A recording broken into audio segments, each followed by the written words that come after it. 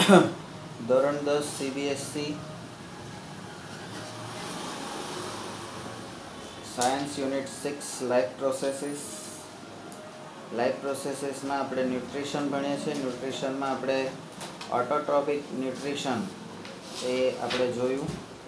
ઓટોટ્રોપિક nutrition માટે ફોટોસિન્થેસિસની પ્રક્રિયા જરૂરી છે અને ફોટોસિન્થેસિસની પ્રક્રિયા માટે ક્લોરોફિલ, સનલાઇટ અને કાર્બન ડાયોક્સાઇડ આ 3 જરૂરી છે. બરાબર, એ આપણે જોયું. હવે 6.2.2 હિટરોટ્રોફિક ન્યુટ્રિશન એટલે પરોપજીવી પોષણ પદ્ધતિ. મારે જમવું છે, મારે બીજા પર આધાર ખોરાક માટે મારે બહારથી રો મટીરિયલ લાવવું પડે, વસ્તુઓ બીજાથી લાવવી પડે અને પછી હું એને બનાવીને પછી હું એને ખાઈ શકું. એટલે બીજા પર આધાર રાખવો પડે. જ્યારે મારે બીજા પર આધાર રાખવો પડે ત્યારે હું પરોપજીવી પોષણ પદ્ધતિમાં આવું. Each organism is adapted to its environment. દરેક જે સજીવ છે એ આજુબાજુના પર્યાવરણથી એને એડપ્ટ કરે, એટલે આજુબાજુના પર્યાવરણના કારણે એ જીવે છે. એટલે પર્યાવરણે દરેક સજીવને ગોદ લીધેલો છે, એડપ્ટ કરેલો છે કે હું અહીંયા છું એટલે તમે શાંતિથી જીવો. The form of nutrition differs depending on the type and availability of food material as well as how it is obtained by the organism. એટલે ફોર્મ ઓફ ન્યુટ્રિશન, ન્યુટ્રિશનનો પ્રકાર, પોષણનો પ્રકાર કઈ રીતે જુદું પડે છે. તો ડિપેન્ડિંગ ઓન ટાઈપ એટલે એક ડિપેન્ડિંગ ઓન ટાઈપ, બરાબર, કયા પ્રકારનો તમે ખોરાક લો છો, બરાબર. બીજું અવેલેબિલિટી ઓફ ફૂડ મટીરિયલ, બરાબર, કયા કયા તમારી આજુબાજુ કયા પ્રકારનું ફૂડ મટીરિયલ અવેલેબલ છે. અને ત્રીજું how it is obtained by organism, એ સજીવ એને કેવી રીતે લે છે, બરાબર. આ 3 વસ્તુ પર એના પોષણનો પ્રકારનો આધાર રાખે છે. ફોર એક્ઝામ્પલ, બરાબર, એક એક્ઝામ્પલ લઈએ. વેધર ધ ફૂડ સોર્સ, બરાબર, ઓટોટ્રોપિકમાં ફૂડ સોર્સ કયો હતો? બસ એક જ ફૂડ સોર્સ તો એક જ હતો, બરાબર. તો whether the food source is stationary એટલે સચ એઝ ગ્રાસ, બરાબર, ઘાસ ને એ બધું, ઘાસ અને એ બધું એટલે એકદમ લીલી ઘાસ હોય એ. પછી સ્ટેશનરી સચ એઝ ગ્રાસ ઓર મોબાઈલ એટલે ફરતું, સચ એઝ ડિયર, બરાબર. આ ઘાસ એ પણ તમારું સોર્સ છે, ફૂડ સોર્સ છે, અને ડિયર હરણ એ પણ ફૂડ સોર્સ છે. હવે ઘાસ સ્ટેશનરી છે, એક જગ્યાએ રહે છે, જ્યારે ડિયર એ મોબાઈલ ફરતું છે, બરાબર. would allow for differences in how the food is assessed, બરાબર, કેવી રીતે ફૂડ મેળવવામાં આવે છે, લેવામાં આવે છે. and what is the nutritive apparatus used by a cow and a lion, બરાબર. અહીંયા સ્ટેશનરી અને મોબાઈલ, બરાબર. સ્ટેશનરીમાં એ લોકો કહે છે ગ્રાસ, અહીંયા કહે છે ડિયર. ઘાસ કોણ ખાશે? તો ઘાસ ખાશે ગાય, કાઉ, બરાબર. અને ડિયર કોણ ખાશે? તો લાયન. કોણ કયો ખોરાક કેવી રીતે ખાશે એના પર આ પ્રકાર છે. ધેર ઇઝ એટલે આ હેટરોટ્રોફિક જે ન્યુટ્રિશન છે એના ઘણા બધા પ્રકાર આવશે. 3 પ્રકાર તો છે, બરાબર. there is a range of strategies by which the food is taken in બરાબર. ઘણી બધી રીતો, ઘણી બધી પદ્ધતિઓ છે કે જેના દ્વારા આપણે ખોરાક અંદર લઈ શકીએ છીએ. And used by the organism. સજીવ પોતે એનો ખોરાક પોતાના શરીરમાં ગ્રહણ કરે છે અને એનો ઉપયોગ કરે છે. બરાબર. શું some organisms break down the food material. કેટલાક જે સજીવો છે એ શું કરે છે? Break down the food material outside the body and then absorb. બરાબર. આ એક પ્રકારના સજીવો એવા છે કે જે ફૂડ મટીરિયલ છે એને શરીરની બહાર જ એને બ્રેકડાઉન, નાના નાના પીસ કરી નાખે છે, ટુકડા કરી નાખે છે અને પછી એને એબ્સોર્બ કરે છે, પોતે અંદર શોષે છે. બરાબર. આનું એક્ઝામ્પલ કયું આવશે? તો કે ફંગી, ફૂગ. બરાબર. Like bread moulds. બરાબર.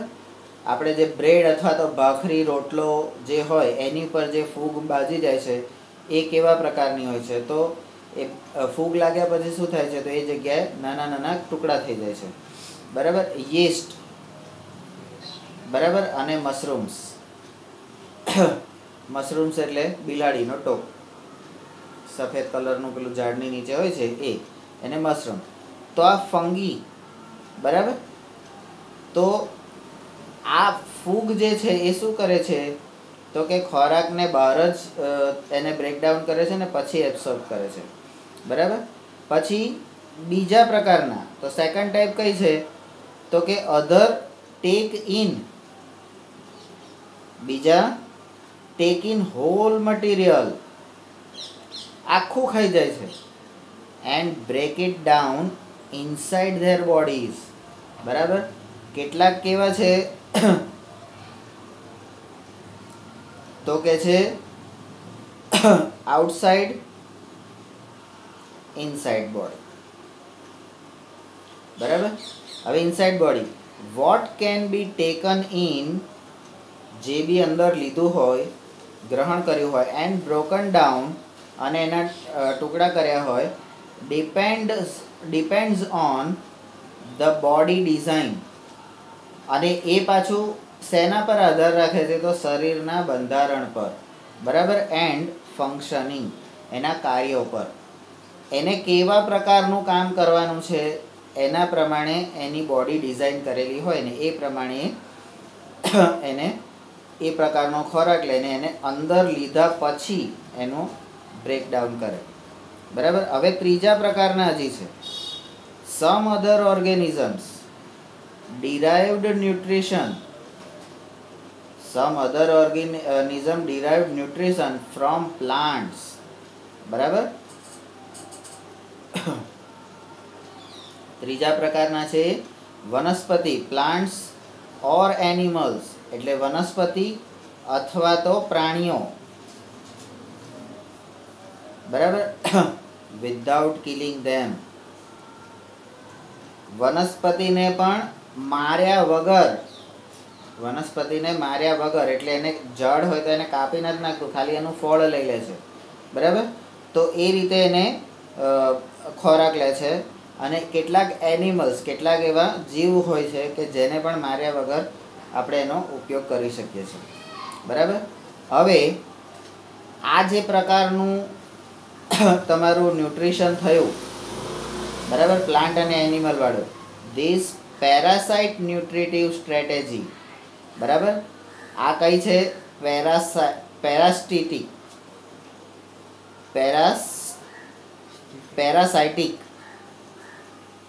પેરાસાઇટિક ન્યુટ્રિટિવ સ્ટ્રેટેજી. બરાબર. પેલી ફૂગ વાળી હતી. બરાબર. આ બોડીની ડિઝાઇન વાળી હતી. આ પેરાસાઇટ વાળી છે. બરાબર. Is used by the wide variety of organisms like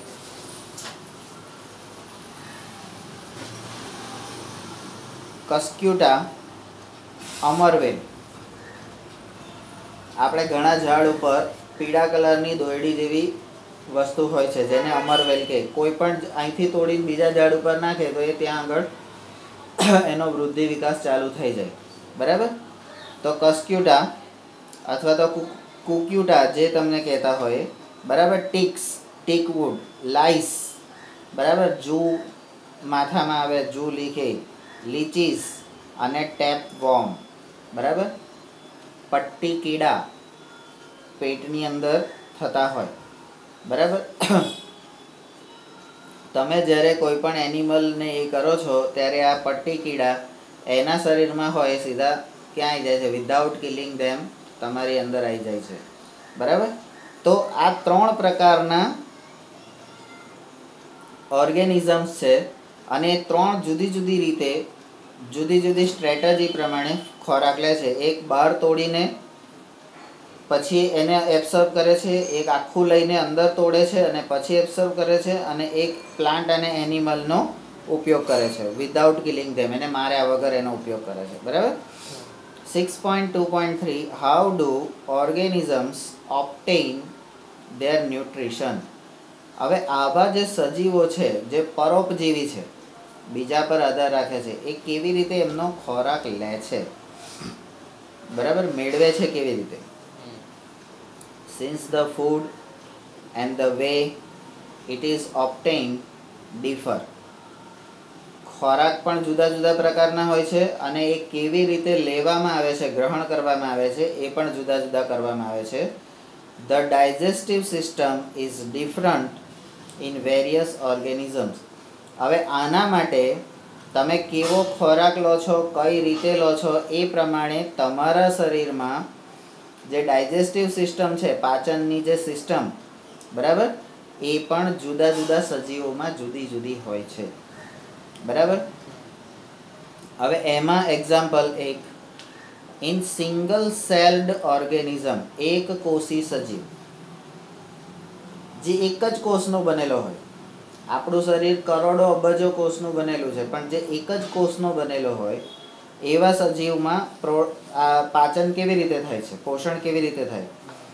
તો ઇન સિંગલ સેલ ઓર્ગેનિઝમ, તો the food May be taken in, ખોરાક કેવી રીતે લેવાય છે? બાય ધ એન્ટાયર સરફેસ, એનો બોડીનો જે આખો સરફેસ હોય છે, જે બહારનું પડ હોય છે, એના દ્વારા ખોરાક અંદર લેવામાં આવે છે, બરાબર. But as the complexity of the organism increase, બરાબર, જેમ જેમ સજીવોની અંદર વિવિધતા આવતી ગઈ, different parts become specialized to perform different function. એટલે જેમ જેમ સજીવોમાં વિવિધતા આવતી ગઈ એમ એમ એમના પોષણ મેળવવાના અથવા તો એમના જુદા જુદા કાર્યો કરવા માટેના એના અંગો, એના શરીરના જે ભાગો હતા એમાં પણ વિવિધતા આવી ગઈ કે અમુક અંગો સ્પેશિયલ આ જ કામ માટે હોય, અમુક અંગો આ જ કામ માટે હોય, એને બીજા કોઈ કામમાં ઉપયોગમાં લઈ શકાય નહીં. ફોર એક્ઝામ્પલ, હવે અત્યારે આપણે આ સિંગલ સેલનું જ લઈએ છીએ, બરાબર છે, સિંગલ સેલનું એક્ઝામ્પલ. એટલે અહીંયા સિંગલ સેલ ઓર્ગેનિઝમ શું કરે છે? તો આખા શરીરની સપાટીથી એ કરે છે, બરાબર, અને જુદા જુદા સજીવો જુદી જુદી રીતે કરે છે. For example, amoeba. આ અમીબા કોણ છે? આ અમીબા કોણ છે? તો એક કોષી ઓર્ગેનિઝમ, વન સેલ્ડ ઓર્ગેનિઝમ, બરાબર. આપણે કંઈ ડીએમમાં દાદાને બહુ નહીં, હા. તો amoeba tax in food using temporary finger. આ અમીબા એક કોષી સજીવ છે અને એ કેવી રીતે ખોરાક લે છે? તો કે ટેમ્પરરી, એના શરીરમાં ખાલી ખોરાક મેળવવા માટે ટેમ્પરરી આંગળીઓ પેદા થાય છે, like extension of the cell surface which fuse over the food particles forming a food vacuoles. બરાબર, આ ફૂડ વેક્યુલ્સ જે કાણું હોય છે એની અંદર ફૂડ પાર્ટિકલને મૂકી દે છે. પણ કેવી રીતે? જેમ આપણે આમ મોઢામાં મૂકીએ છીએ એવી રીતે એ એની આંગળીઓ દ્વારા, ફિંગર, પણ એ ફિંગર પરમેનન્ટ હોતી નથી, ટેમ્પરરી હોય છે, બરાબર. તો એના દ્વારા એ પોતાનો ખોરાક અંદર લે છે. તો અમીબાની આપણને પ્રોસેસ પૂછે તો એ કેવી રીતે ખોરાક અંદર લે છે? તો આ રીતે લે છે. પછી ઇનસાઇડ ધ ફૂડ વેક્યુલ્સ, હવે આ ફૂડ વેક્યુલ્સની અંદર શું થાય છે? Complex substances are broken down, એટલે બહારથી જે મળ્યું એ લીધું, અંદર મોકલ્યા પછી અંદર ખોરાકના કણોને નાના નાના કણોમાં એને તોડવામાં આવે છે ઇન્ટુ સિમ્પલર વન્સ. બરાબર? કોમ્પ્લેક્સ સબસ્ટન્સ જે જટિલ કણોને સિમ્પલ કણોમાં ફેરવવામાં આવે છે, અને which than diffuse into cytoplasm. બરાબર? અને પછી એને ડિફ્યુઝ સાઇટોપ્લાઝમમાં અંદર શોષી લેવામાં આવે છે, સંગ્રહ કરવામાં આવે છે. ધ રિમેનિંગ અનડાઇજેસ્ટેડ મટીરિયલ, બરાબર, જોઈ લો, બહારથી લીધું, નાના કણોમાં વિભાજિત કર્યું, એને સાઇટોપ્લાઝમમાં જેટલું જોઈતું હતું એટલું લઈ લીધું. હવે રિમેનિંગ અનડાઇજેસ્ટેડ, જે નકામું ખરાબ છે એ material is moved to the surface of the cell and thrown out.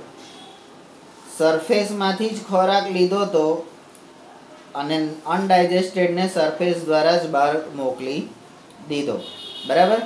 એવી જ રીતે આ અમીબા જે આવ્યું સિંગલ સેલ, એવી રીતે હવે બીજું આવશે પેરામિઝિયમ.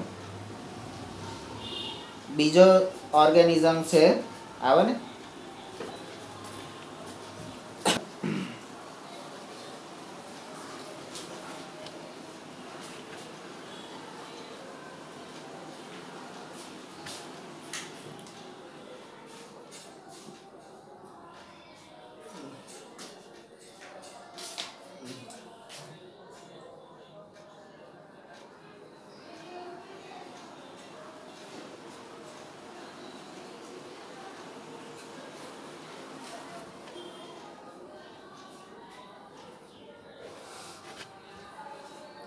તો અમીબા શું કરે છે?